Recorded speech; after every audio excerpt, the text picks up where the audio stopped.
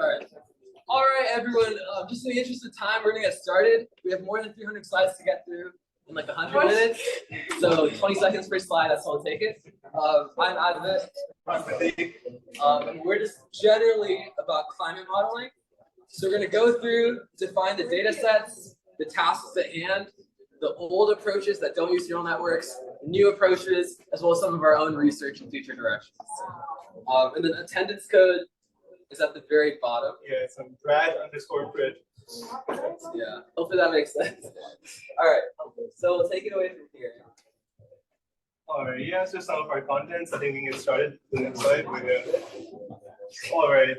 All right, so real quick, just terminology to set the stage before we get into everything, okay? There's a few different things we need to keep in track. So weather versus climate. Weather is very short term. What's the weather tomorrow? What's it gonna be in 5 days? Climate is a lot longer, months, years, you know? In this particular location, year after year, how is those like variables like temperature, wind, things like that changing? So that's the first one. Yeah, so as for forecasting, there's a bunch of different ways, right? So there's forecasting generally applies like to long-term predictions, generally like 5 to 7 days, whereas something that's often more pressing for like disaster management is what's called nowcasting, which is basically on the scale of 6 hours. Yes. I think like the voice is coming out of the speakers. It's like very. Can you mute the session? I'm muted. Hi. Oh yeah. It's my I think If he's muted, then he won't be able to pick up. yeah, but like my iPad is it's like recording. It's hi. Oh, no. Okay. If I just turn off my Zoom audio.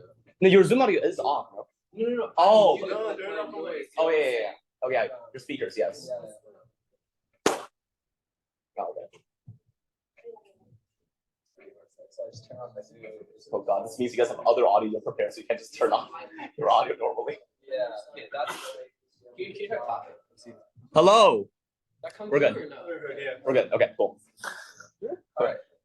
And the last thing is just reanalysis versus analysis, where some of the data sets we're going to look at kind of, you know, because obviously back in 1800s, they didn't have sensors to collect this sort of data, didn't have satellites. So some of the data sets we're going to look at, they sort of reanalyze the very sparse data from the past to make it more continuous. Those are sort of 3 paradigms. We'll jump into them now. Okay, so how are forecasts made right now? Basically, we use these things called GCMs or general circulation models. We run a whole bunch of really complicated physics and stuff, and this basically gives us predictions. These are really bad for a number of reasons. Next slide. So yeah, they're incredibly computationally expensive, like in the order where it actually takes like several days to run a lot of these, which makes them terrible for making predictions within that need to be like ready in less than a few days. If you're trying to predict the weather 6 hours from now, it takes you 2 days to predict the weather. That's not really useful because it's kind of too late. And there's also only a few places in the world that actually have enough compute to run these. There's like a European like a Center for Medium Range Forecasting or something. That's actually what they're called. They're like the main place that does this. So yeah, next slide. Now, not only are they bad at really short-term predictions, they're also bad at very long-term predictions. So beyond 5 to 7 days, just because like you're trying to model a chaotic system with physics, and the differential equations aren't that good when you go to like a slightly longer time span. And they're also bad at really fine resolution. So basically, if you're trying to predict the weather over like a country or something, then they're pretty good because the physics kind of simplifies at larger scales. But if you go down to like predicting the temperature or any really variable at the kilometer scale, then stuff like the local, like small structures, like the standard accuracy of the wind speed and stuff causes it, where it actually changes the physics models up a lot. And it's really not good at predicting like really small scale predictions, but they're often the most useful ones. So that's basically these models have a bunch of problems. Now, next slide. Yes, there's also a few non-neural network approaches. For example, the first one we talked about is numerical weather prediction. That's been around since the 1950s. Obviously not doing the best job. Same thing we talked about where the scale is really bad. So for example, if it tells me California is hot, that's not really useful, right? You're like, I don't care about that. We talked about the reanalysis data set. We'll look specifically at ERA 5 in a few slides. There's also very physics-based climate modeling, where they run sort of simulations that are sort of based loosely on the observational data. And we'll talk about CNIF 6 in a second too. This is just sort of like a little introduction. There's also some hybrid methods that combine them. So one of the things we'll look at in the deep dive is sort of physics integrations with neural network-based approaches. So we'll cover that in the coming slides. Yeah, so what do we do, right? Basically, the physics models suck. Next slide. we replace them with ML. What we essentially need is someone we feed in the current weather, and we feed in the weather a few hours later, and basically make this lost or backwards that shit to make it give us the predictions. Next slide. But what architecture do we actually use? Anyone have any suggestions for what architecture we could possibly use for this? Linear regression.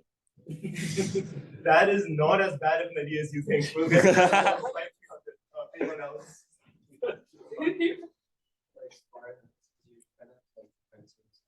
Yep, that's actually one thing we'll cover. So next slide. If an architecture exists, someone has tried using it. Can you go next one? So yeah, this is a 2015 that uses something called deep belief networks. We're using restricted Boltzmann machines. Basically, people were don't worry, you don't know what this is. Machine learning was weird back in 2015. So like people have tried using basically everything even long before current deep learning methods. Next. Here we can see using RNNs to actually model them as a time sequence, as you said. Of course, the problem with this is you aren't actually taking into account the spatial information, but they're just concerned with temperature, like with the weather at airports, so they don't really care about load predictions. Next. After RNNs, we have CNNs. This paper was released like 4 years after the UNet paper, and I think it does use a UNet, but doesn't call it that, so I'm not sure what's up with that. But basically, we're using CNNs to do this. Next. We also have KNNs. This paper published in 2019 somehow actually just predicts the weather by finding the closest days, like KNN style, and then like seeing what the weather was on that day and just saying that that's it. And somehow it's got published. Not only are there actually like enough like quantum machine learning papers, there's enough that there's actually a review paper of them published last week. I don't really understand quantum machine learning. I didn't take you 38. Jeffrey, if you know what this is, then like go for it. Next week's reading group, we're talking about quantum machine learning. Yeah, but this is actually just published last week. I just googled machine like climate AI on like archive, and this is like the first thing that came up. So the point is, people have tried basically everything to model the weather. Next slide. Yeah. That's what I got from this. Next. Yeah. Okay. So before we actually get into trying to understand what all the different models do and how they solve the problems we described at the beginning, we need to actually understand what climate data looks like. Any page fans? Any? Okay. Next. The size of the data sets can be pretty problematic if you don't have a huge server, as you can see over there. There's also like a whole bunch of different variables that you just like learn, and they have the most unintuitive names possible. Yeah, just skip that one. Yeah, that's more.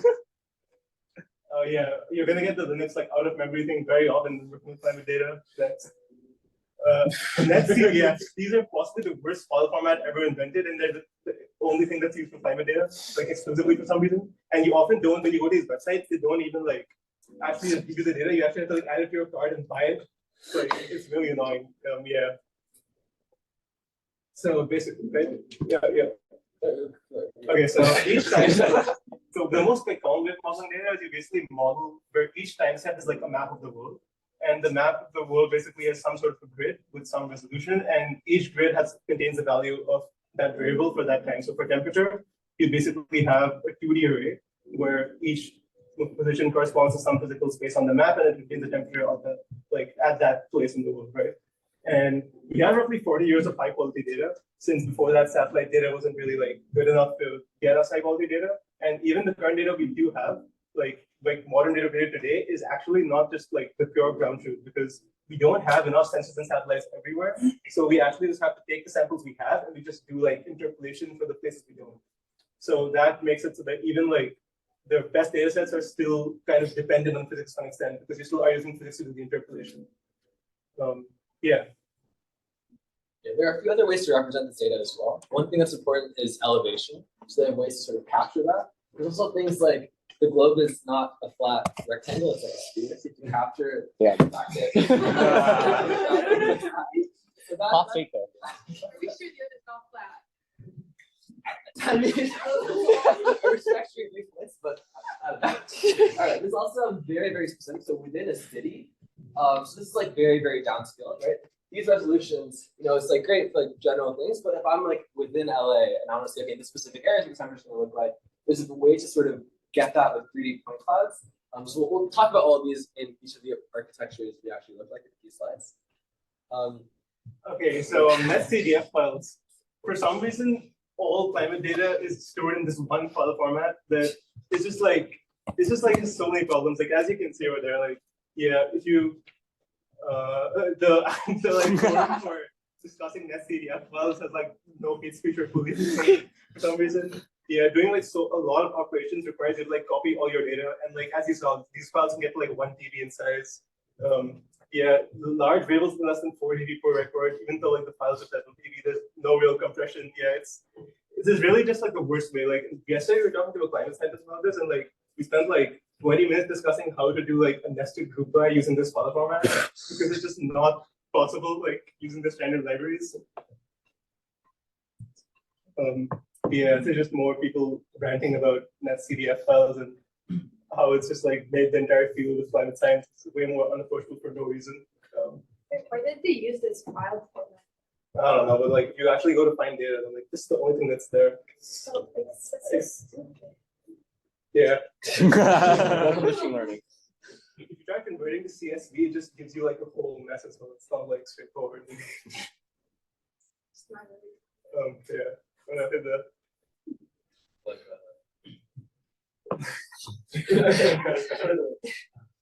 For some reason, ChatGPT you can actually like access and modify that CDF files.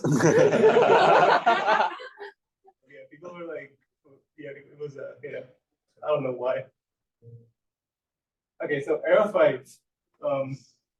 Basically, this is the best data set we actually have for now, because this is basically what we take when this is what we get when we take all like the best sensors and satellites data we have, and we interpolate the data between them. And it's what's called a reanalysis data set. You'll see that they never actually call it historical data because we don't have plain like unmodified historical data. You have to use some sort of physics or interpolation to actually like get it. And that does create a bit of a debate where it's like if you're training your machine learning models on data that has been created to some extent by physics, can it ever truly surpass physics-based models? Because you can't really learn something that its original data itself didn't capture, right? So but again, we only have 40 years of data, and the main problem is that that's actually not enough for training like a large foundational model, and so we need to basically generate more data somehow, and that brings us to the next data set, which is CMIP 6. So basically, we can't actually generate more climate data. Like that's real because we can't make the weather go faster. So we need a way to deal with this, and we make our own. Play. Senator, why don't you back it up with a source? My source is that I made it the fuck up.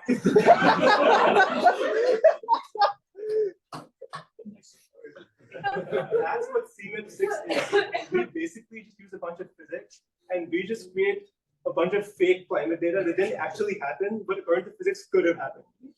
And basically, it was of Era 5 Docker data sets. And basically, and this raises the question even more of like, can a machine learning model be a physics-based model when most of the training data is this? So you're mainly actually doing your pre-training on these, and you're only fine-tuning on the actual real Era 5 data because you only have 40 years worth, which is not that much. And CMIP 6, it basically consists of like 100 distinct climate models. They basically just compile all that shit together into like one massive data set. There's a bunch of subsets as well. There's like AWI, MPI, and like a bunch of other subsets within this that have slight differences depending on which group model them. But we're not going to get into that because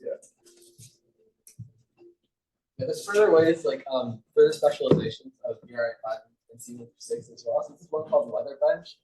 They just took some VRI5, took what they liked, and called it a new data set. Same thing with Climate Bench, same thing with CMIP 6. So they look kind of different. For example, Climate Bench, you can see it's not rectangles, but it's ovals. I don't know. That's crazy. Yeah. All right. And there's also Climate Learn, which is actually made by Professor Berger's lab. So it's sort of a way to standardize all this together, where you've got your data sets, your tasks, your models, and your evaluation. We're part of his lab, but low-key it's like shit. Like, I won't lie. I mean, I'll say this is on record, right? This is. Edit the recording. Yeah. Professor Grover's lab's also like right across, like it's right there. It is. Yeah. Okay, so let me say two things, right? So they have two things. They have Climate Learn, which is like their way to like easily interact with climate models, and they have their climate model, Climax. And those two are not consistent with one another. Where their individual like package requirements are not the same, so you can't run them together In the same environment. Yeah, I love and Conda. I don't think the professor knew about that because we told him, and he was like, "Oh, okay."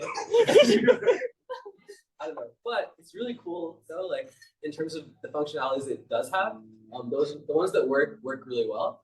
And this is actually made by our lovely three. We felt bad that Jason had so much and Brian and Sid didn't, so we just threw in some new things. We hope Brian knows better. Yeah. Sid likes movies a lot. He watches them a lot. Yeah. That's all. The ACM AI to like Grover's lab pipeline is like surprisingly robust. So that's all I'm gonna say. There's Sunanshu, there's John in the back too. Who was also in Grover's lab. Yeah, so, anyways, all right. Before we get into some of the best paper for climate tasks, one thing to keep in mind is sort of some of the challenges with predicting these variables is that there's a very, very strong mean state. So, for example, I'll use my pop statistics here. John, well, no, just like, all right, if I asked you, how much does 3 tons of watermelons cost? Like, how much does that cost? What would you tell me?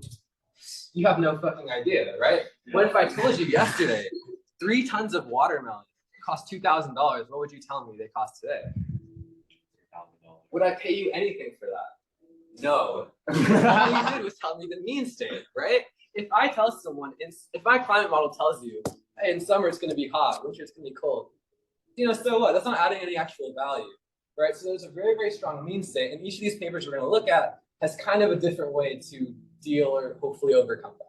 Yeah, I'd say the main problem is that the trends in climate are so strong that like summer is hotter than winter. That it's really hard to learn the actual deviations because a lot of the model does is just learn really good mistakes and doesn't actually learn like the anomalies because they deviate strong from that mean state, and it's kind of like really hard to get it to like model those accurately. All right, so where are we going today? All right. First up, we're going to talk about Climax, which uses a vision transformer-based approach and does these 3 tasks. Next, we're going to jump to Penguin Weather, which is very, very similar, but uses a different swinner, the transformer type architecture. Then we're going to Nowcastnet, which is nowcasting, which is within 6-hour predictions, whereas these two were more like longer lead times. And then finally, we're going to end with ResDiff, which integrates diffusion with a little bit of physics. Both 3 and 4 talk about a little bit of physics, both 2 and 1, no physics at all. So let's start with number 1. Climax. This is the author. So he's a really great guy. Love him a lot. His desk is like right across the hall in like Grover's lab, so if y'all want to just like take a picture with yourself at his desk. Okay. Anyways, yeah, it actually won the best paper, which we thought was really cool. So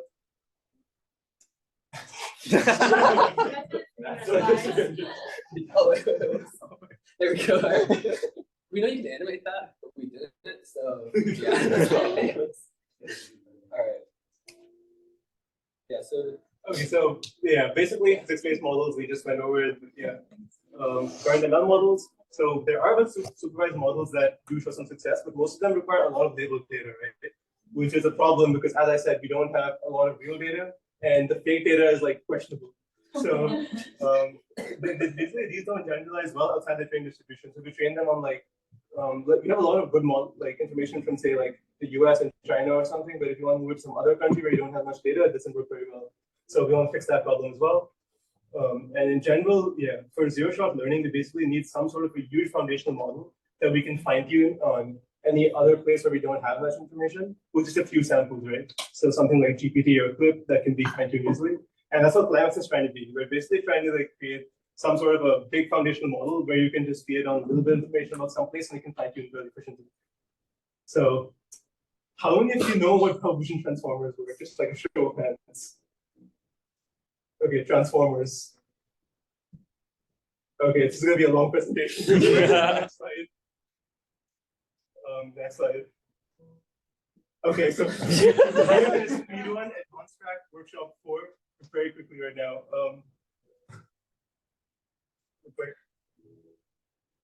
Okay, so original transformer architecture, right? We're gonna like basically it's got things called transformers which are actually translating text from like one language to another in the slide. Yeah, it consists of two parts, the encoder and the decoder. Each of these consists of several blocks, which are also called encoder blocks and decoder blocks. We basically use other than like stuff like RNNs because they can be parallelized and everything can be out of order. The actual encoder and decoder aren't used together like as often as they're used separately. The encoder is really good for stuff like tokenization and like if you have heard of like word embeddings or stuff like words and encoding for all that stuff. Basically, make word into vector for it to be useful in the future. Exactly. Decoder is based on basically decoder helps you with stuff like any sort of generative task. It's autoregressive, meaning that it can produce one output, feed it back to its input, and generate a long chain of outputs. How many of you are familiar with embeddings? Because the student. Okay, I'll tell you these numbers. Bring those just like fairly quickly. Okay, No. I'll go strong. Yeah, so Jeffrey and I put these together. So how do we represent, like, we'll do this in the domain of language, but I have like this paragraph, right? One naive way to represent it is I just have like a frequency count of each of the words, right? But there are a few issues with this. This is called viral words, by the way. One is if I have two sentences that have the exact same frequency of words, right? But just in different orders, we're not able to capture that. So the value of words representation for both of these, well, we didn't have okay. Anyway, same thing for this, right? Where you know, the order, like we're missing this sort of thing like the which yeah, if it's counting number of words, stuff like punctuation gets left out, yeah. that can obviously change the meaning of a sentence pretty drastically. I thought we had the meme, that's what I was waiting for. Oh, yeah. We do. Okay. All right, anyway. So this is where we come to embedding. For how do we represent in this case, we're talking about language data, but in our case of climate, it'll be like. Wait, how is this like some workshops we made these? Yeah, we did make these. Yeah. I think it's like you guys like copy some like template. It's one of those situations like I think workshops stole slides from projects at some point, and with the old templates. So like yeah, never mind. Continue. All right. Okay. Gotcha. So basically, instead of using the one-hot encoding as the input, we want to map each one-hot encoding to some sort of vector that captures the meaning of the word. In case you're wondering what the one-hot encoding means, it's like imagine you have like 10,000 possible words. You just give each word a random index and you say, okay, if it's 1, 0, all zeros, it's like the first word. Cool. Like let's say cool is the word, and the second word is like good, and now there'll be 0, 1, and a bunch of zeros. Instead of doing that, we want to like have some sort of vector that actually captures their meaning. Yeah, so basically all of it is text, so we need to convert everything into vectors, and we need a function to actually convert those encodings or those like 1s or 0s to some sort of meaningful vector. Next. So adding it back a little bit, before we actually, what do those 1s and 0s mean? Do they have to be words? Do they mean characters? And what's the difference? Next. So there's a bunch of different ways to split something into a piece of like smaller objects. Next. Next. Keep different. So there's a bunch of whole different ways you can do this, right? You can either generate an embedding for each word, for each character, for each subword. These are just generated. What determines the subword depends on the linguistics, or for each sentence. Next slide. What's most commonly used is something called byte pair encoding. This is basically just like somewhere between word and character level. There's a whole algorithm for like how this is made, and it's what's most commonly used by GPT and stuff. We're not going to get into the details because that's like a whole other tangent. If you do want to read more about it, click that link over there. So there's a bunch of ways to split it, right? You can split it like this or like this. However, some ways to split it are better than others, and some ways are just wrong. So don't do this. Yeah, don't split words like that. It won't make sense. Your model won't learn anything. Yeah, no. Trade-offs next. Yeah, so basically, the more if you do like word level and you're generating an embedding for each actual word in your sentence, then you're gonna have shorter sequences because your sentence has fewer words than it has characters. But also you have to learn more embeddings because there's way more words than there are characters, right? Characters you have like 26, and you have like lower and uppercase and numbers and stuff. And words you have like hundreds of thousands. Characters you have longer sequence, but you have fewer embeddings to learn. And yeah, byte pair encoding is like a happy medium between the two, which is why it's normally used for stuff like GPT and so on. It's used for ChatGPT. I think so, right? That's what ChatGPT uses? Yeah. So that's all open access uses it, I think. Yeah. But yeah. Basically, once you learn these vectors, right? Let's say you just map these one-on-one encodings to some vectors, and your model is trained on some sort of task. It should learn some sort of a meaningful relationship between these vectors, so that they all have like the numbers actually correspond to their like semantic meaning. you basically get, if you do it successfully, you often end up with relations like these, where you can sort of make like logical like statements using these vectors. Next. Yeah, Ver2x is a long way of doing it. We are not going to do that. Positional embeddings. Okay. So now, okay, this part's kind of hard. So your transformer, right? It's dial it back. We have our words. We've turned them all into vectors, and you're feeding them all into your transformer. You need to know the actual order they were in your sentence, because it's processing everything in parallel. It doesn't actually know like what order they came into. So we basically need to figure out like some sort of a vector to add to them, like a new embedding that tells us their position. So you might think, well, let's just add like their number in the sequence, right? Like 0, 1, 2, 3, so on, to tell the model where it is. But that's a bad idea, because if you get to like 1,000 or something, then your positional embedding is going to completely outweigh the original word embedding, because it's going to be way bigger than your actual like semantic representation. Yeah, so adding the index, you'll eventually round out the original token embedding with the positional one. So you could try doing stuff like normalizing it, but that won't make sense, because then your positional embedding will depend on the length of your sequence. So for example, if you normalize it, then 0.5 will be added to a different index depending on how long your sequence was. Because 0.5 of like a sequence of length 10 would be the 5th position, but a sequence of length 6 would be the 3rd position. So it wouldn't make sense because you're adding the same positional embedding to different indices. Next. Okay, so the way they tried a bunch of stuff, but apparently this is what worked. Basically, to make sure the magnitude doesn't explode, you use a sign function, because now it's all like bounded between like -1 and 1, right? But then you might make sense, might be like, oh well, we're adding the words over here and here. Are both going to get the same position added, the same embedding added to them, right? So we don't know like if something had the position embedding 0, we don't know if it was here in the sequence or here in the sequence.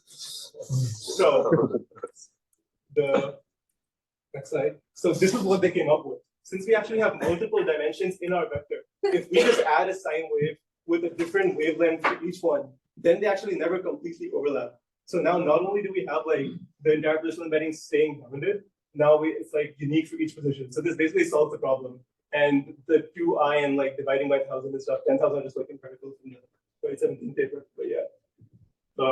Basically this is what you have, where like at like the 6th position in your sequence, the ith index of your vector is getting this like positional embedding added to it. But yeah, also use sign and cos for like odd and even. That's like an empirical thing as well, I guess. Yeah. Yeah. Next. That's like a graph of how it looks like. It looks like kind of cool, I guess. Next. Yeah.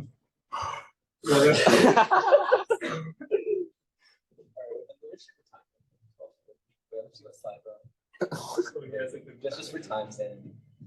We are a third of the way through, folks.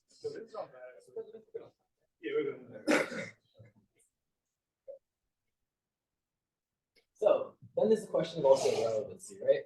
Where if I have this subset here, right, what we have to figure out what this id is referring to. So in this case, this id, that should pay more attention to these words up here, because those words are like, it's like a pronoun representing that, if that kind of makes sense. So we sort of have to like pay attention to different indices in the sequence for each of these elements in the sequence. That kind of makes sense.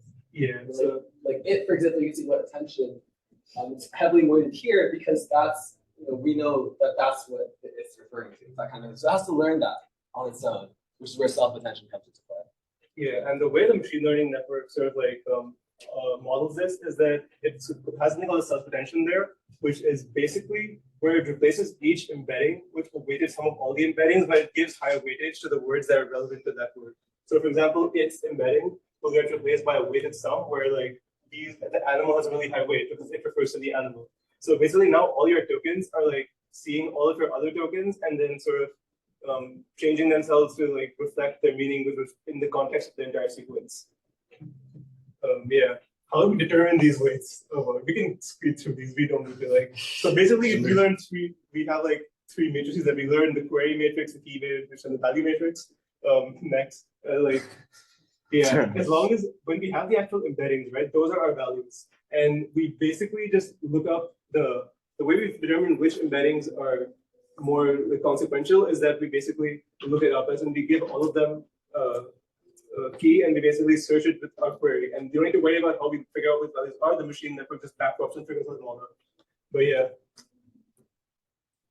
Essentially, yeah, basically we have this whole like mathematical like process. When we take an embedding, we take a dot product, the query, and the key, and then we like divide by the sense of the sequence. And we take softmax. You don't need to like understand how this works like in detail because it's not very relevant to the rest of the presentation.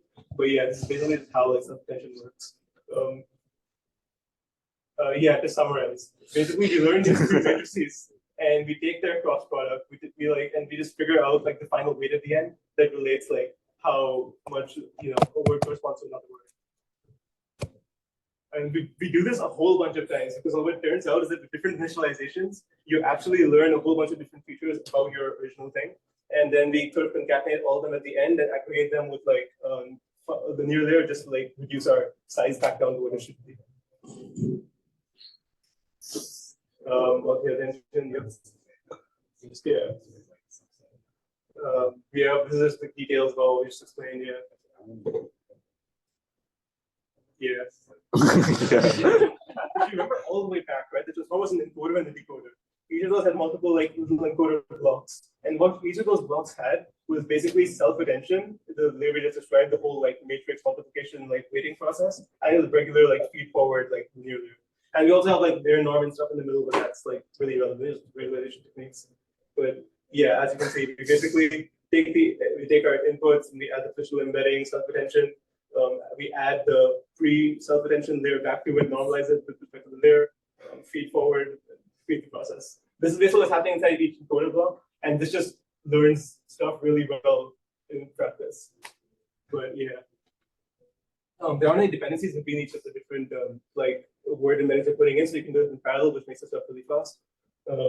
Decoder is basically the same thing, except now we can choose to not look at the end of the sequence and then figure out what goes next in the sequence. But yeah, that's basically it. Instead of using self-attention across the entire sequence, we're doing mass self-attention, where we're only looking at the first, say, like few tokens of the sequence and trying to figure out what goes here. And then the next iteration will feed in that output back in here, and we'll look at this one as well. So we'll basically complete the sequence as we go on, and that's how like GPT and stuff then figures out what goes next in the sequence. The way it's implemented is just like add a bunch of like negative pieces to words you don't want. Okay, this is like cross attention. We are going to be using cross attention. It's fine. Yeah, we can skip this. Yeah, this part, even though decoder, so an RNN also like depends on the output of the previous block, and decoder block also depends on the output of the previous block, but decoder is still faster because if you remember anything about RNNs, then they actually need the hidden state or like the internal computation of the previous block, whereas with transformers, they only need the output. So we already know the output beforehand during training, right? So we can just train each block simultaneously by giving it the correct output that the previous block should have given, whereas it's impossible with RNNs. And this basically lets us like parallelize it very frequently with RNNs, and this whole process is called feature forcing. Yeah, next. Okay, we can skip this part. This is like kind of very getting lost in the sauce here. Okay, why do transformers work so well? Is it because of the self-attention mechanism? Well, it might not be.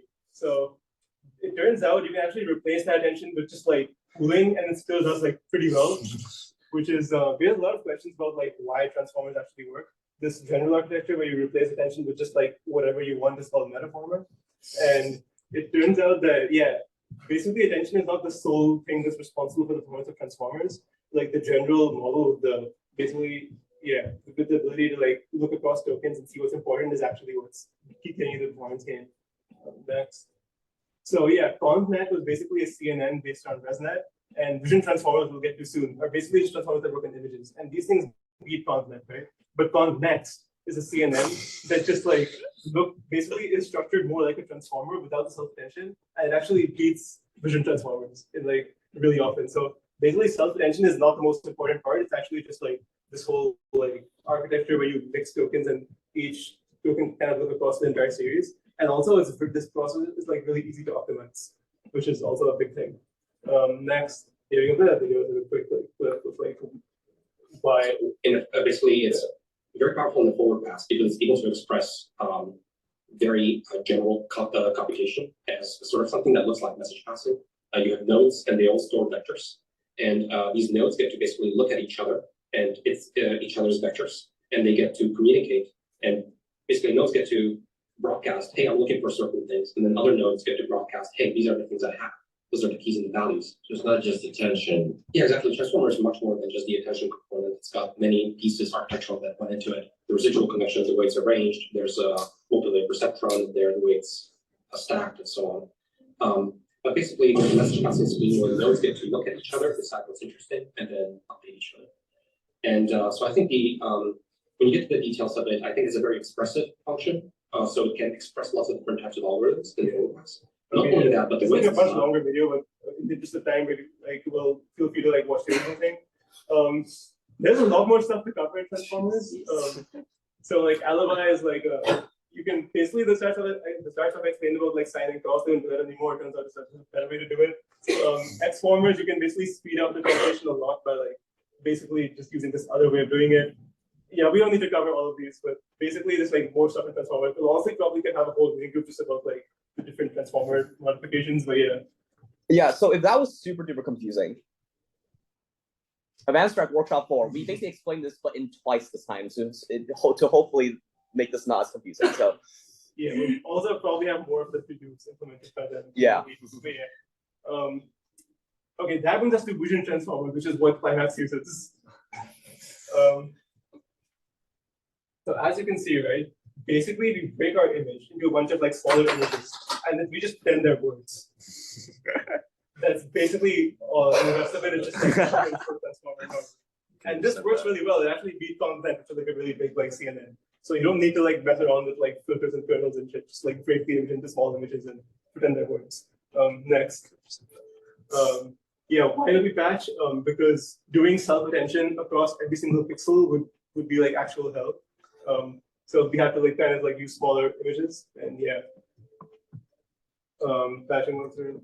Yeah, basically, yeah, it's just like showing how we break into patches. We just sort of, you know, it's not that deep. We just break it into like a grid. Yeah, we also have positional embeddings here because we actually do want to know like where in the original image each token was. But yeah, back to Climax. All right. After that long aside, we're back to our original Climax, where we can actually talk about the architecture now that we kind of understand the transformer and then the vision transformer. So we treat each of these variables. For example, T850 is temperature at 850 elevation, right? U is wind speed, like in one direction. V is Q is, I don't know what Q is. Q is. It's not like a really weird naming convention. Yeah. It was like geothermal or something. No idea. Basically, you treat it like an image, right? You got the whole world as a rectangle, and you've got each of these channels or variables as like kind of, we think as like the coloration of that image, right? So you can treat this and pass it into like a normal vision transformer, but there's two sort of additions we need to add here because these aren't simply like RGB like images. These are you have many channels. I think in this case like 46 different channels, which is one for each variable. So we introduced two things to sort of account for that, which is variable tokenization and variable aggregation. We'll get to that in a second. Yeah, so, all right. This thing's first. Okay, so this is just the tokenization layer. Pretty standard as what we looked at before. Yeah. And then, yeah, we basically just split all of our variables that are all implemented as like different channels of one image of a world map, and we basically just break them down into a bunch of smaller patches, and we generate an embedding for each one of those patches that we learn ourselves. And yeah, so yeah.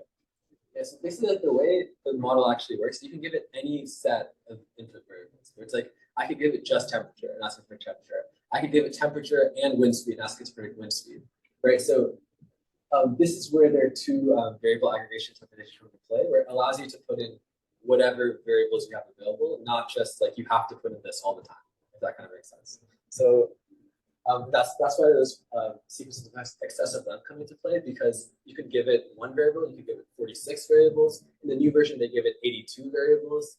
Some of those variables are like soil type. I don't really know how that helps, but yeah. Anyway. So one of the things we want to do is actually aggregate them, because if we use all of those variables and try to do self-attention, which is a quadratic operation, then our computer is just not going to be able to handle it. And if you remember, one of the reasons we're building linear models is to address the really high compute that it takes to like run the physics-based models. So that kind of defeat the purpose, right? So we basically aggregate our variables first using self-attention. Yeah, essentially we basically combine all of our variables into sort of one useful embedding that we basically can use to make our predictions for the rest of the model. And yeah, this is just a visualization of that, the three variables that we had. And yeah, then once we have these like aggregated tokenized variables, we basically process the entire thing through a print transformer with these specs, and then at the end you just have like a simple fully connected layer to get it back into like the output size we needed to. And yeah, that's basically how Climax works. And this is actually, if you can go to the model results next, then yeah, this is basically just like, yeah.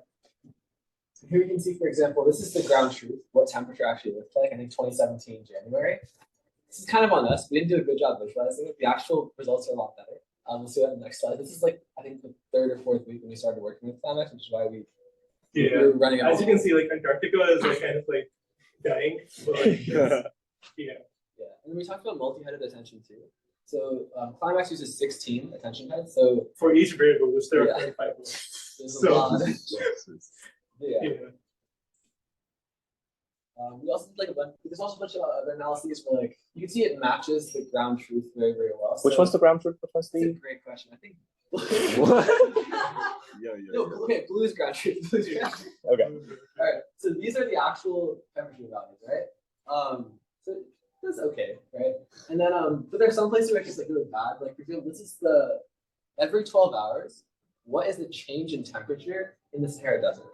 So the real like ground truth, right, is that on average it will be 0, right? Because in the span of a year, your temperature will not change like excessively every 12 hours. But in this case, the Climax was telling us every 12 hours, the temperature will decrease by 4 degrees Celsius in the Sahara Desert throughout the entire year, which didn't really make sense. So, but other places like LA, it's a little bit better. Like you can see, like in the summer, it says okay, the temperature's going to drop. In the winter, it says like the temperature's going to rise. But same thing like the mean state doesn't really.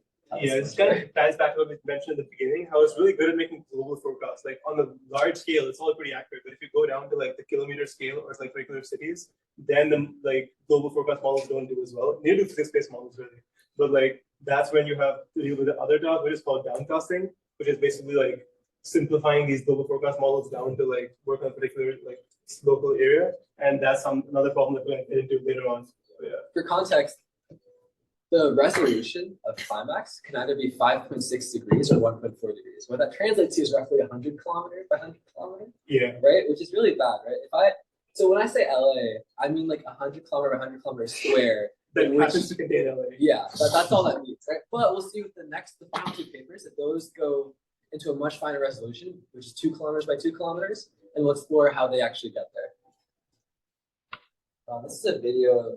You can sort of see it roughly matches it. Like you can see over time, this is temperature, by the way, like surface temperature. It looks a lot better now. This was just like a very old run. Yeah. Yeah. This is also using the low resolution model. We have like a better one now. Yeah. And this is with different variables. I think it's fine. Okay. So does anyone understand what this means? Who is this person? or what is their state? Prateik Sinha? No. Oh, okay. Your ex? No. All right. So That is a child. that's the leaf, right? So we could call this ogre leaf, which brings us to some of our results. Okay, so there's a lot of cool analyses that we did, but we looked at like variable effects as well, which is shown here. You want to talk about this? Or we can just skip it too. Yeah, we don't need to go into the Anyways, okay. All right, that brings us to the next one, which is Tengu weather, which is it's newer, right? Slightly about the same time. About It's the like same. barely any difference, but basically Tango weather is just like what if we could Climax, right? But we just made it like several times larger and just like the OpenAI approach like threw like so much data at it. Like we went to try and implement this, and it's like, oh, you need like 256 TB of like state of like memory to like run this model or something. And yeah, but this actually does beat like the best physics-based approaches. It's just that it's almost as computationally expensive as them. So this is not like a huge gain, but yeah. This also uses a VID, but instead of using the regular VID, it uses something called the swing transformer. basically, so we did like variable aggregation, right? Because we're like, if you use all our variables in this function across all of them, it's going to be really computationally expensive. Well, swim transformers do it in a different way, where instead of taking self-attention across the entire image, they basically split the image into these small local windows and only do self-attention on the patches within those windows. And the patches like shift their location between layers like a CNN kernel, basically. So this basically makes the process linear, because if you have like, if each patch is looking at like n patches in its neighborhood, this is now like O of m times n and not O of n squared. So this actually gives you like a way faster attention. And this also basically reduces the number of patches within each step by just combining like every 2x2 block of patches into a bigger patch. Essentially, this is like a vision transformer, but they basically just made it like work with much lower visual complexity. And yeah, this is a UNet. This is basically just like a way to arrange CNN, such you have an encoder that basically captures all the information from your input image. And once you've learned the most important features, you reconstruct a new image using that. Yeah, this is what the swim transformer looks like. It's very similar to the VIP. It's just like they use the limited self-attention, which has like the patches instead of bringing across the entire image. And yeah. So because you're looking at attention, right, like within these patches, you actually have to change the way positional embeddings work. So now positional embeddings are all relative within the window. And the way you do this is you basically add a bias to the actual self-attention term instead of just adding like a positional embedding directly to your token embedding. This is basically a slightly different way of doing it that has certain advantages, and in this case, it doesn't frankly look better, but yeah, that's about it. Or it's specific? Or it's specific. So basically, yeah, this is their sort of like unique variation they came up with. The reason this is specific is we're actually doing a 3D spin transformer, because they're not just modeling like across like that and longitude, they're also just modeling across like the actual height. Because we do have values of these variables. You see, like they normally like have a number at the end, like the 850 or so on. That's the number of meters above sea level they're measured at. So they're like, what if instead of treating them as separate variables, we just like stack the different like heights, and now we do 3D attention across the entire thing. So that's basically what they're doing over here. Yeah. Next. Yeah. So if you mentioned, you actually said earlier that they were like 3D data sets, and that's what they're going with. So yeah. Next. Next, we don't know this, and yeah, basically, we can see over here that they're actual like benchmarks. So the blue line over here is currently like the best physics-based model, and the red line is their results. So ACC, which is just like a slightly convoluted version of correlation, which is basically how well their results correlate with the ground truth, is actually better on all of these, and RMSE, the mean squared error, is basically far lower. So yeah, they're doing better than the current physics-based approaches, and I think they're the only climate paper right now that's currently doing like consistently better. Yeah, it's more results, the same thing. Yeah. They did some case studies too to show them specific cases of extreme weather events. In this case, I think it was a typhoon. They were able to do a really good job. So, for example, the ground truth is shown in black, and their results are shown in red. And you can see that that tracks it a whole lot better than the actual forecast that was being used by Europe at the time. That's shown in blue. So in both of those cases, I don't know what happened there, but it's a really good job. Yeah, the blue line over here is like the European Center for like forecasting. I was there. I live right there. Yeah. Like when this typo happened, I was right here. Yep. It was fun time. If this came out 5 years ago, if you had Bangkok weather running on your 256 PBS, exactly, I would not have lost that table on my balcony. Yeah. It was bad. It was bad typo. These are just some more things like that, showing across all times does a really good job. Pretty much it. Yeah. This slide. All right. So in their paper, this is like for the earth attention thing. This is what the paper says they're doing. But if you actually look at the model implementation, they're actually not doing that. But they're doing like this. It's like kind of weird. Yeah, like the layer 1 doesn't feed into layer 4. It just concatenates after it. So that was like Stick connection go burr. Yeah. So they made this like big ass model that like beats the physics model, right? But like they didn't do any sort of ablation study, so we basically have no clue like why this actually works. Like, is it the 3D attention? Is it the spin transformer? Like, we don't know what's like giving it the performance gain, and they don't seem to like. I don't think they have any intentions to like do it, or is it insufficient budget? Yeah. Basically, it's not like good for learning how to build other models from them as an example, because we don't know what they did that was right. But yeah. Another problem they have is with the receptive field. So you know how like CNNs, when you're passing a filter over multiple layers, you can end up with some pixels not communicating with other pixels. Now that we're using windows for attention, we get the same problem, where there is a chance that like some patches didn't get to fully interact with other patches because they just were in the wrong windows at the wrong times. So yeah, that's something else that can happen. Potential future directions, yeah. Extend them all to 40 by then doing 40 with attention by using time as a fourth dimension as well. That's one thing they could do, but like again, the quadratic memory cost would be a pain for that. And yeah, adding more levels of hierarchy to their entire like this thing. So currently they only have 4 blocks. They could just basically just like keep extending this downwards so they just have like a long ass like chain going back up, and that should in theory improve their performance. But yeah. Okay, just real quick time check. 103, give an hour. 184. Oh. We're great then. Yeah, we're chilling. We're chilling. Okay. You want to take a 5-minute break? Yeah, we can do a 5-minute break? Do people want a 5-minute break? Because we're like halfway through 2 models left, and then we're done. Okay. So, pause this. There we go. Okay. All right. Go. Everyone ready? Okay, there's 2 things left, and then we're done. Almost there. And these are fast. These are fast. Okay. All right. So far we've been looking at forecasting, right? Which is sort of like days, weeks. Now we're going to turn our attention to nowcasting, which is within 6 hours. Okay. So in this case, we're looking at extreme precipitation. So we'll look at a leading example. We'll use the sticks again. All right. Yeah, John. If I were to ask you, how much would a ton of pumpkins cost? What would you tell me? Too much. No, give me a number. You had no idea, that's fine. Okay. Now what if I told you that based on the macroeconomic like factors, the cost of 1 ton of pumpkins has to be between $2,000 and $6,000. Then what would you tell me if I asked you that question? How much would they cost? Okay, basically you have a better prediction. That's what we're trying to go for. So if we infuse physics into our actual neural network-based architectures, we will generally get better predictions because it's more informed. That's what they're doing in this paper. We're going to go through this really, really quickly about what they do. All right, to start off, anyone know what the difference between rain and precipitation is? Oh, yes. Doesn't precipitation also include snow? Absolutely right. Includes like stuff like hail and sleet. So I'm glad you guys are all in your sleep to hear that. No one in CS269 knew that, by the way. Yeah, that was actually very impressive. All right, that's just examples of some of the checklists. All right, let's get into it. So, You've never seen snow in your life. this is the abstract. That's all.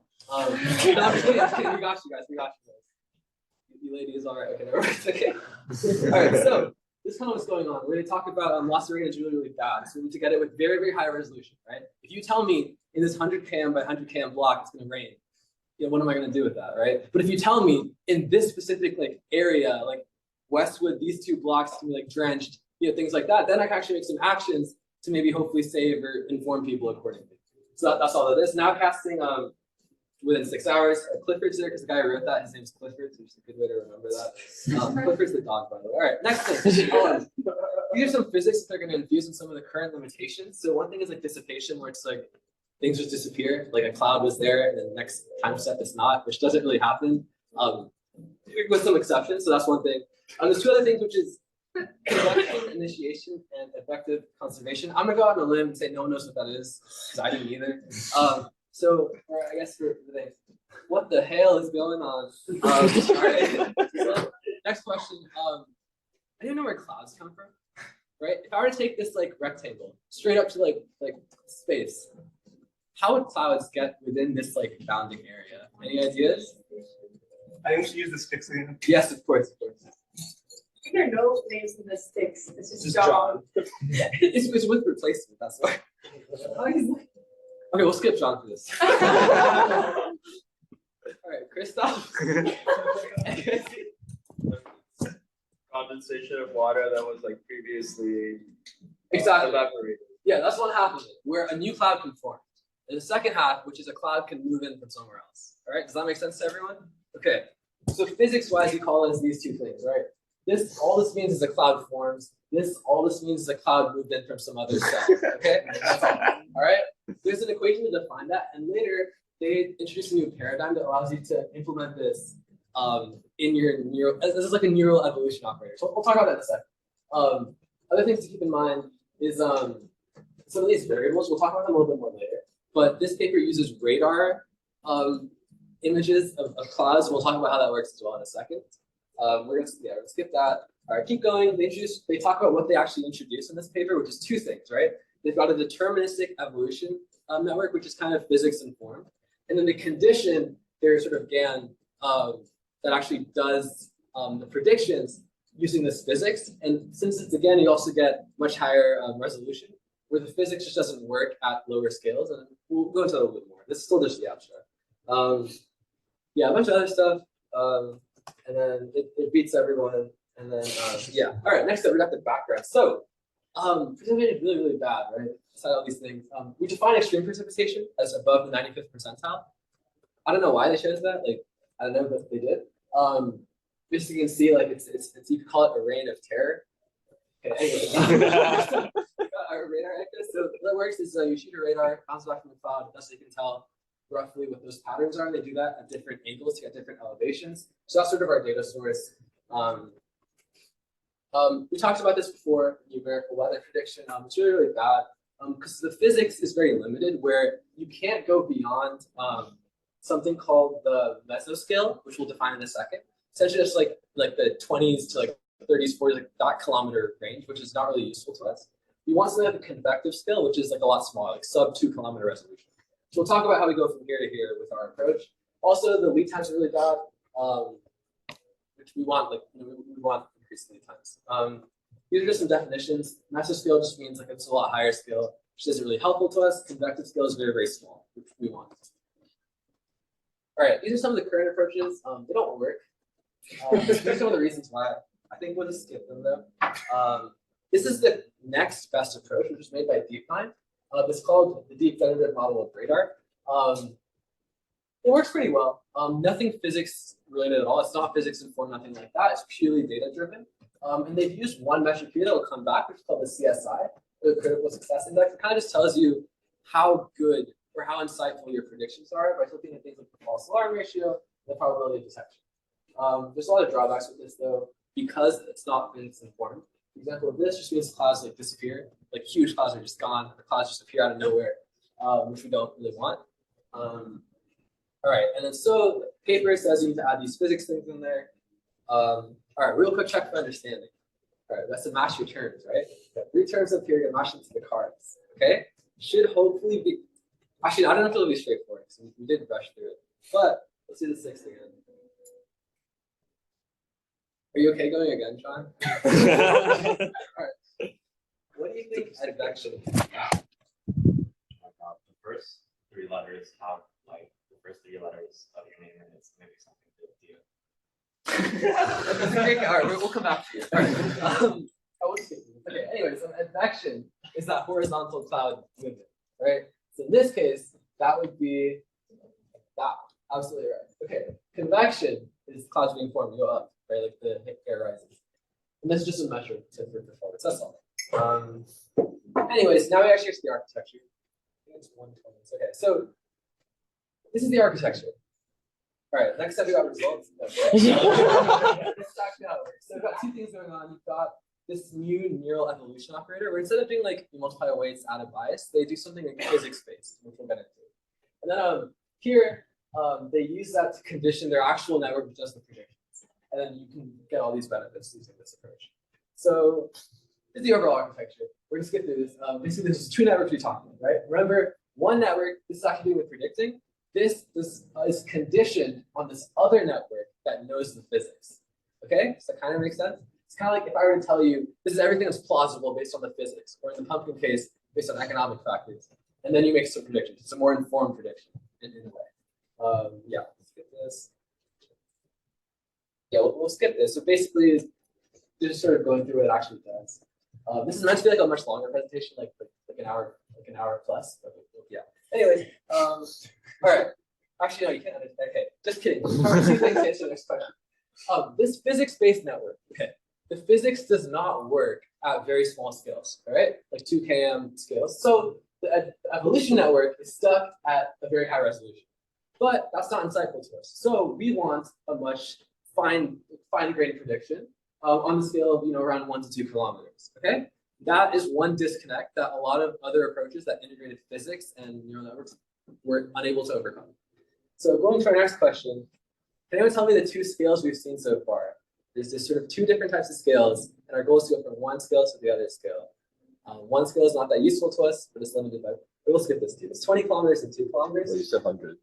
Oh, not that. Okay. Yeah, well, it's around that. It's like bigger than 2, basically. Physics is at a bigger scale. We want something at a lower scale, so that's 2 scales. It's just more model stuff. It's basically how the physics-informed evolution network actually works with the generative network, but same thing. We're trying to go through these. They do some sort of approaches to do that, take care of that. I explained this much better by the way. Anyways, all right. So now let's go back to the actual architecture. Very top, you've got the full network. Okay. Next thing, you've got the physics-informed evolution network. This is this thing here. Finally, you've got your actual like the evolution operator, which is used in this. So you can hear like this is a part of this, like there, and this is a part of that. Okay. We'll break it down in a second. It's the evolution network. Basically, you have to think what's plausible, what sort of the plausible radar fields are, and you look at both like motion, which is the clouds moving in and out, and intensity residual, which is like new clouds being formed or disappearing based on physics. Yeah, we're just gonna skip these. This is the actual equation that they sort of implement in their neural evolution operator. So at a very high level, all is the same, right? So you've got this is kind of like the mass leaving the system, or entering the system. That's kind of like the advection, right? Clouds kind of move in of a specific cell, or they can move out of a specific cell, right? S is our change in the intensity, where it's like a new cloud can form, like Christoph was saying, or it can like disappear if the temperature gets warmer, okay? So our change in our radar field is equal to new clouds that are formed minus whatever clouds left, right? Because this is mass leaving the system. Does that make sense at like a very high level of everything? Okay, all right. Yeah, we're gonna skip that, and then this little solution was really bad. It was limiting in 3 ways. So we overcome those 3 things with our evolution operator, implementing it in a neural network framework, kind of. Instead of multiplying by weight, adding a bias, we do this instead. But we're using the cloud advection.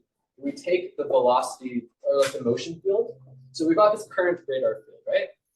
You look at, okay, where's it going to go next based on like the velocity or motion?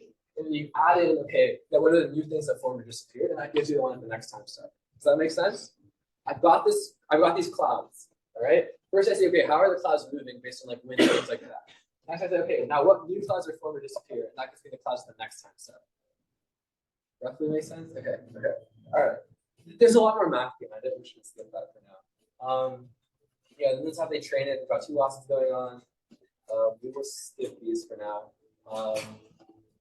Yeah, this is just how they're training it. And this brings us to the evolution network itself.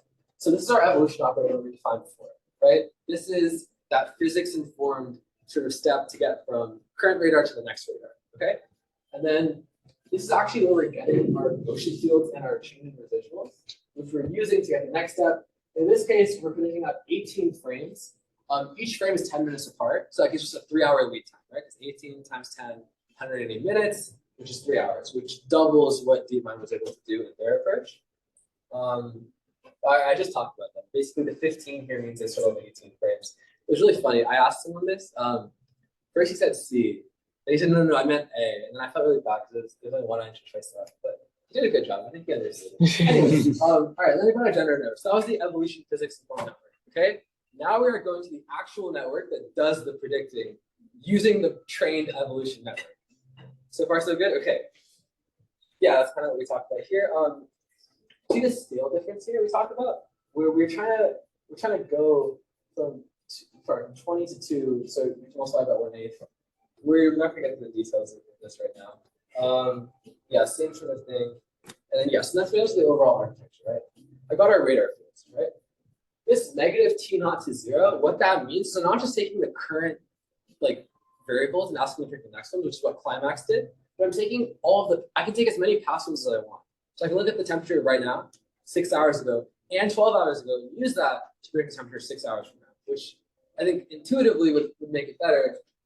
We'll get into that a little bit later. But yeah, anyways, we've got the evolution network. It gives us physically plausible predictions, and then we condition our actual predictions on these.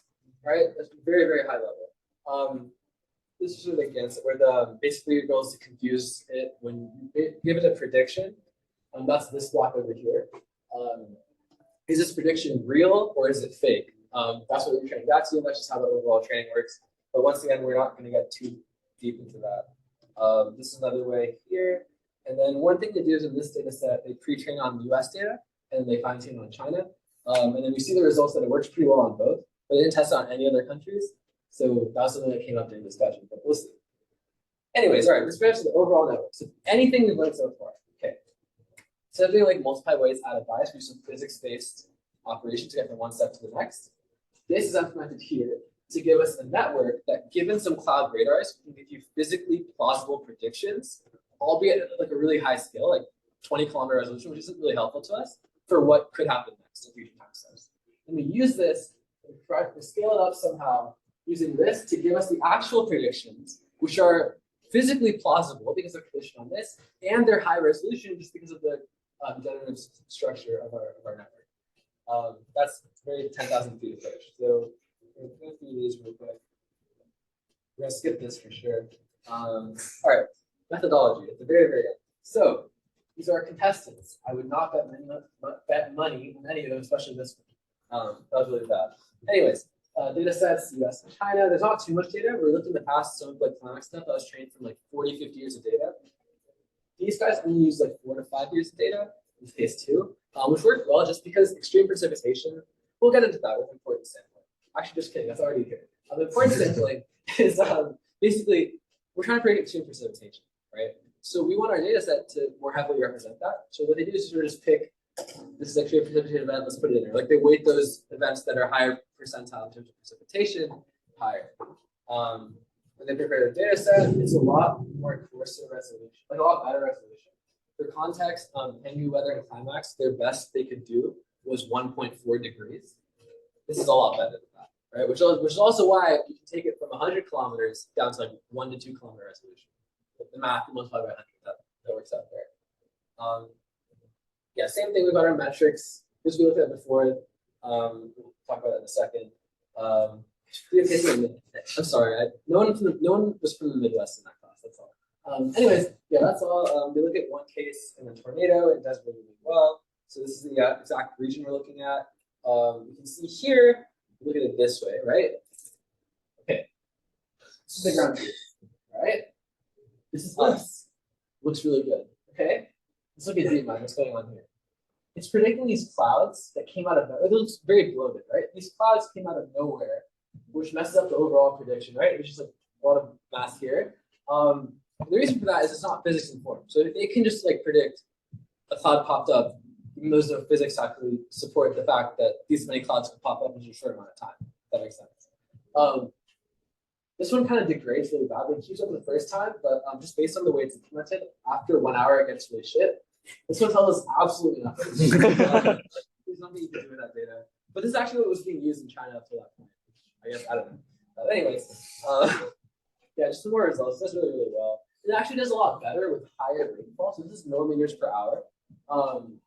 So you can see the gap, like it beats it a lot better at higher cases than it does at lower cases. Like for example, here, DeepMind is good enough, but when you get to like higher cases like extreme precipitation, then it does a much better job.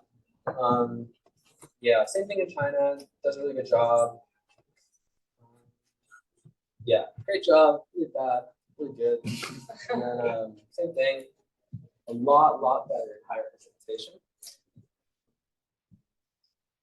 Yeah, and then they do the exact same evaluation that DeepMind did to show it was better. So they just promoted a bunch of meteorologists. They did two sort of ways. Like one is you give the ground truth and ask it, these are all the model predictions, which one's the best. Then the one they do in real life is like you don't know what actually is going to happen, right? In a real world scenario, you just have the opposite bunch of predictions, right? You don't actually know what's going to happen. So then they evaluate those cases too, where it's like, okay, without knowing what's happening, which one seems the most reasonable? That's the best in both of them. A little bit worse when you're doing prior evaluation, which makes sense because if you don't know the actual ground truth, obviously you're not going to be as confident in picking between things like that. Just really well. We're gonna skip this. Destiny directions. Oh, it's the same level as climax. That's cool. Yeah. Well, these are people. We kind of reach out to them. These are some puns on their names about how the fact they didn't respond. Hopefully they make sense. I don't know. Anyways, and this is our code. Oh, let's get the code. The code's really cool. They only use one GPU, which we thought was very impressive because they're not a foundation model like the other two are. This is a very, very specific nowcasting, only one variable precipitation. If that makes sense. That's why it's a lot lighter. Yeah, it does really well overall. Yeah, okay. All right. Your turn. All right, so basically that was we saw to start with nowcasting for extreme precipitation, right? We're trying to figure out like in a very short time span what sort of heavy rainfall can occur. This is not tackling a completely different problem, which is what downscaling means. Basically, if you remember right at the beginning and throughout the presentation, right, we mentioned that a lot of these models only work for a scale of like 20 kilometers, and you want to get them working at a much finer scale. And one of the best ways to do that consistently, and not just by doing on a small area, is basically we create some sort of a model to sort of take a global prediction, and then from that figure out a local prediction for a small area. So I mean, it's all downsampling, but you're technically actually increasing the resolution, so you're actually technically upscaling the model. So it's kind of a confusing name, but it should be obvious from the context, like which one I'm talking about. But yeah, essentially what we're trying to do is basically the same way you have like stuff like the enhanced resolution can that can sort of increase the resolution of an image. We're trying to increase the resolution of a global prediction to predict like on a very small scale. And yeah, global forecasting has gotten pretty good, as you saw with like tangle weather basically beating the current physics-based approaches. But local prediction is still really hard. So, and current state-of-the-art kilometer scale predictions require, again, really expensive numerical simulations. And these simulations need the coarse, like the higher resolution global models outputs as their own input. So that makes it even more computationally expensive. And this paper basically presents a really cost-effective way for downscaling global models from 25 to 2 kilometers. So before we get to like what the process uses, we need to like show some like motivation for this, right? So here what you're seeing is the raw hourly data for basically the sea surface temperature. And that orange line in the middle is just the 10-year average. So you're not even doing any prediction. Just by taking the average of the past 10 years, you can get like a fairly good estimate of the overall trend of what the weather is going to be like, right? Because as we said at the beginning, it's always going to be hot in the summer and cold in the winter. And a model that can predict that is not very useful. And most models get sidetracked in trying to like learn this trend, and they don't like things that deviate from this trend. So next. Now, the blue part, the anomalies, are incredibly difficult to predict because they depend on like a series of different factors, and there's no model that's basically able to predict this well. And even if it's able to, it's not over any sort of like a meaningful length span. So we can see how deal with factors like large-scale climate patterns, the actual pressure from the different temperatures of the air, temperature and humidity. Next, the actual jet streams, ocean currents, the topography of the space, the variation in the sea surface, the volcanic activity, and yeah, you get the point. Next, that's more. Yeah, basically there's like a ton of things that to take care of, which is why actually predicting like these blue dots here is nearly impossible, and predicting this orange line here is trivial, right? So this model is split them into two separate tasks. It just predicts the orange line with regression, and then calculates the actual residuals, the hard part, and uses diffusion for that. So you can see if we have a prediction, we're trying to like figure out the residual using diffusion and the actual like the actual trend using regression. So, and instead of using linear regression, we do use a UNet.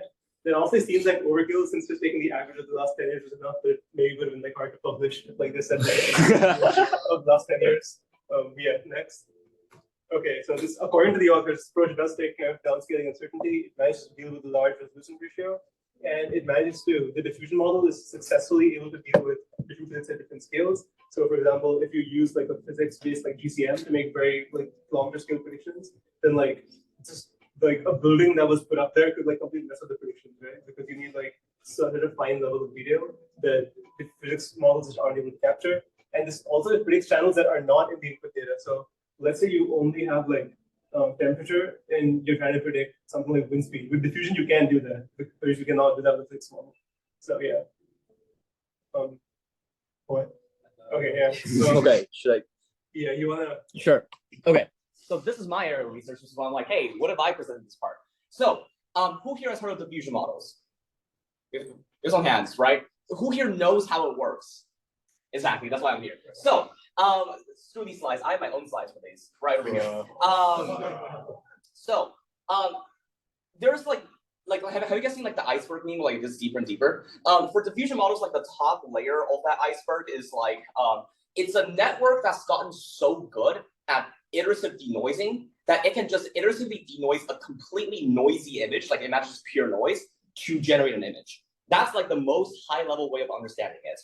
And specifically, if you want to go like one level down, what it really is doing is so when you're generating images, what you're trying to really do is you're trying to let your model learn the distribution of images. So think like, and a distribution of images that you're trying to generate is not something that we can easily represent with mathematical formula, right? Because if we could, we would just use that formula.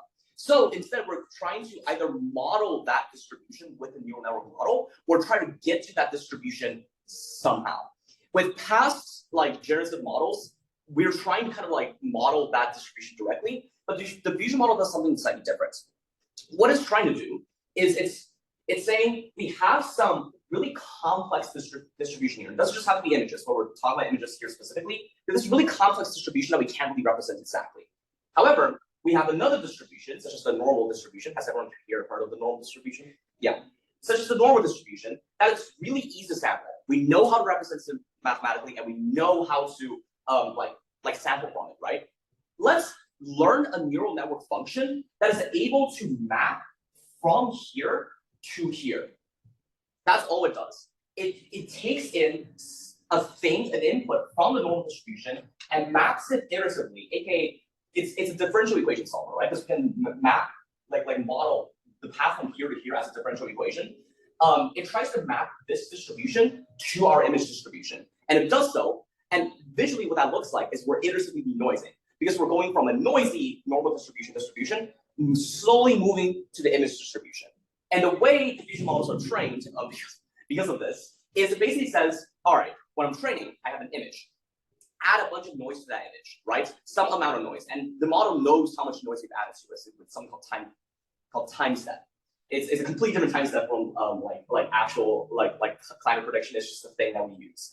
And basically, what the model's trying to do is it's trying to separate the noise and the image. It's basically predicting the noise that you've added to the image, which you can kind of see how effectively that separates the noise in the image, because you can just subtract that predicted noise from the image and say, that's our original image. And you can imagine how, at the very, very beginning, when we have pure noise, it tries to predict that noise. The final prediction of the image is crap, right? It's really bad. But instead of saying, oh, let's use that noise to predict the final image and just do all that in one step, let's just say, let's use that noise to predict the final image and then add that noise back, but this time add slightly less noise than how much the image already has. So we have an image that's slightly noise. Let's do that again. Put that image in. It now has a slightly better estimation of the noise because the image is a little less noisy. So it has a better prediction of the noise. It separates the two and it adds the noise back, but this time slightly less noise and slightly less noise, slightly less noise. And this iterative process allows us to go from a really, really noisy image back to a generated image. And that's vaguely, in general, how diffusion models work. And you can probably start to see how this will help with climate prediction, because we have this like mean variance here, which is again a really easily samplable distribution that we're trying to map to a more complex, the blue dots. Does that make sense? Okay, cool. Back to them. All right. So yeah, next slide.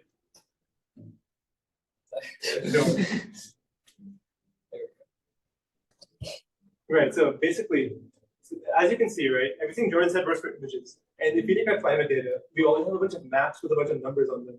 And if we just map those numbers to colors, now they're also images. So we can just shove it into our diffusion model and do the same thing, except now instead of predicting like some arbitrary image, we're just basically putting in our input data as and then putting in a prediction for a few hours ahead as basically the output. And so a kind of more complex explanation of why diffusion might be a good choice is that the climate is normally modeled using something called SDEs, or stochastic differential equations. And diffusion models can be thought of as basically models that learn how to solve these, because essentially when you add noise, you're basically using something called score matching to basically figure out the gradient of the the image and how it changes as you're adding noise, and basically move in the opposite direction to do denoising.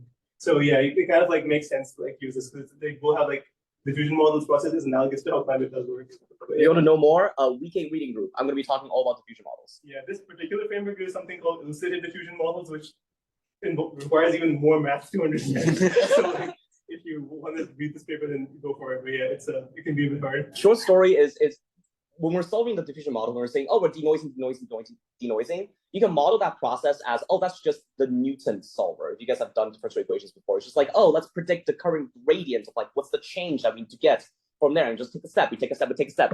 EDM basically says, hey, why don't we make that a second order Hume solver and just adds like a crap ton of math to make the whole solver go a little bit faster and more accurately. That's basically all it is. Yeah, basically we add noise, we see the direction it moves in, move in the backward direction to remove noise. Yeah, thanks. This is like a basic overview of how this model works. It's not as deep as the other ones.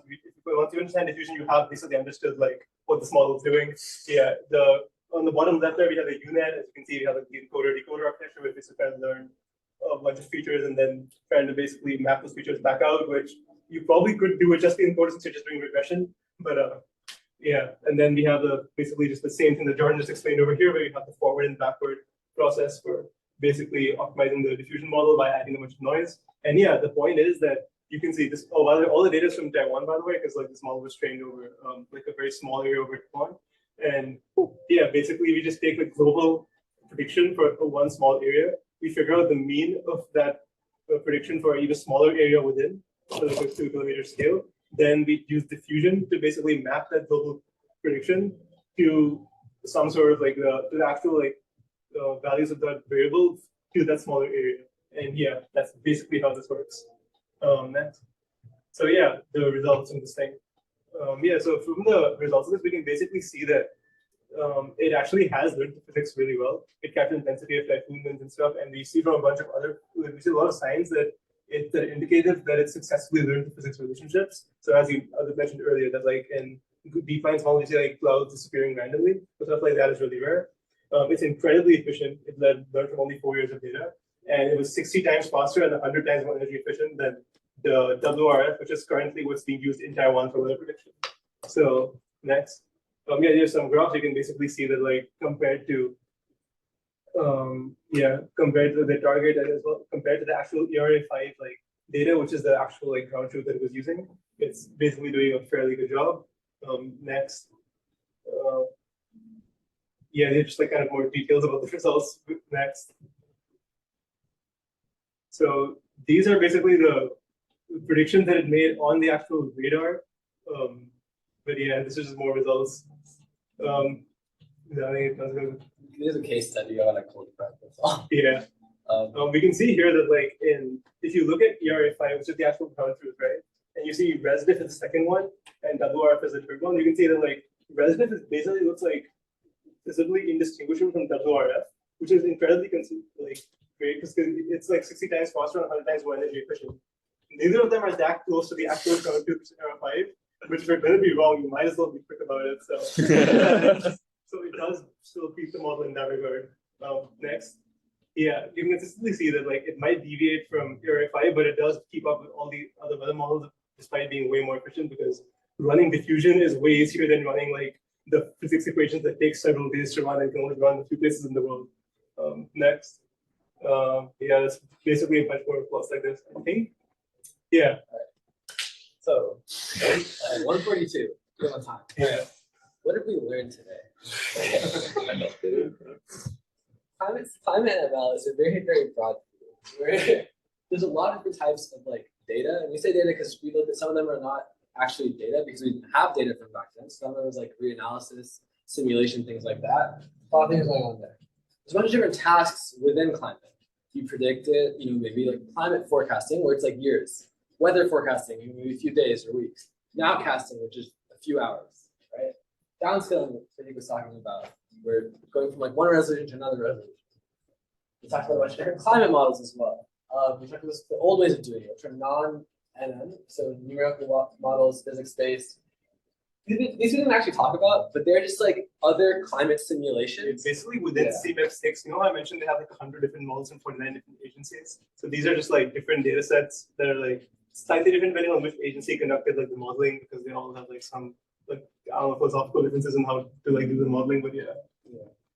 Covered a lot of different types of architectures. That's pretty good. Yeah, we covered transformers. We've covered GANs and his thing, evolution networks, diffusion. We just went through all the greatest hits. Finally, we looked at a few case studies of specific models.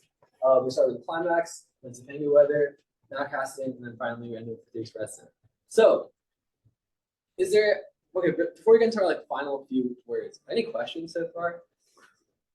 Okay. All right. Yeah. Sorry, what? No. Okay. This is, I don't know, I feel like we've had a good time doing this, right? Hopefully. It was a time. It was a time. I Yes. have a question. Like, what percentage of the time spent making these slides was spent on memes? Yeah, we met at 9 today, and like most of what we did this morning was just memes. Like, Yeah. do you guys notice the booms going on? Yeah, is that to time yourself? I have no idea what those were, but yeah. No, we have like 10-hour YouTube video of just random booms playing, and then we conditioned ourselves to not react when those booms go off. Yeah. Anyways, but it's really cool because I think it's something you can, for example, like you can build your own weather model, tell you what the temperature is going to be like tomorrow. We're working on like a rainbow prediction model. So where the rainbow is going to be. Yeah, I think the thing exciting about climate is that currently, like, they do use physics-based approaches for all the, say, like, actual predictions made for, like, real-life stuff. So I think it's really exciting to, like, be in the space, because if you do something really good, then you actually can just, like, kind of beat the current state of the art. And yeah. Yeah, I hope so. Anything else? Okay. It's very good. We weren't kidding about like models being asked for the year. I literally got this like an hour ago, I think. Like as you were making the presentation. Yeah. It might have been the presentation. Yeah, it might have. Yeah. Okay. Anyways, all right. Bruh. Right there. Yeah. Thank you all for coming. Woo!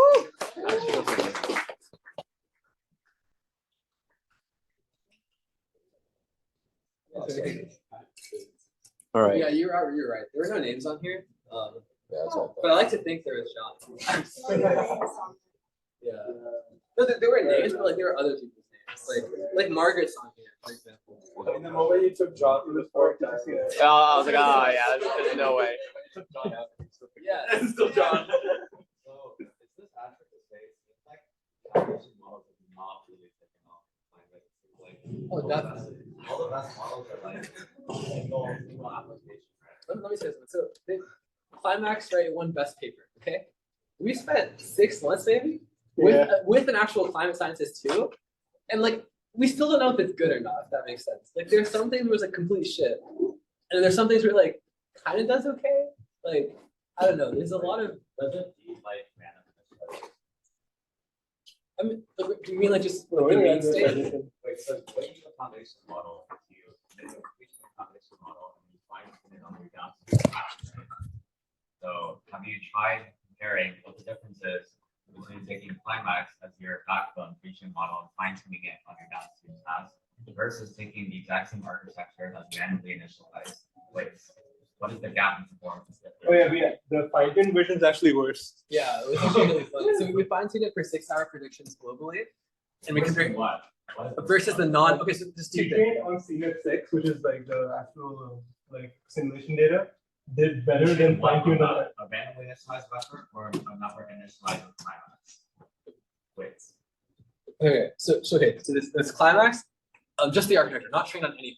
Okay, we train it just on CMIP 6, which is just simulation data. Okay, then so that we save that. Then we take that and we fine tune it for global forecasting on actual ERA 5 data.